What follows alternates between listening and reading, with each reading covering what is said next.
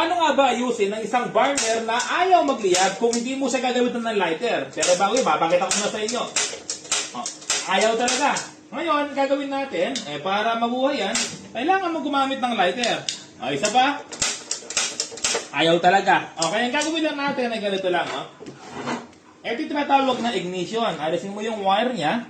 Ayan, tanggal na yung wire niya, tapos ibabalik natin ulit. Kung minsan, naiinit po yan, andali, kuha ko ng plier. Kung minsan kasi, sobrang init at tutunaw. Ayan, gagawin ko lang ay ganito, puputulin ko ng konti. Kung minsan kasi, dulok na po yan, or sunog na. Okay, putulin ko ng konti. Ayan, putol na. Tapos, may wire po yan, ipapasok dito sa kanyang metal. Okay, yung metal, kita ba? Okay, ipapasok natin yan yung metal sa butas.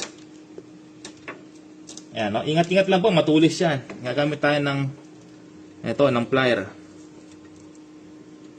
Okay? Hindi ko may pasok.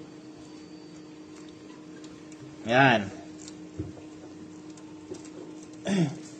Ayan, make sure walang nakalabas na alambre sa kanyang igniter, Dapat pasok na pasok. Ayan, tapos ilapit natin ng konti ito, malayo.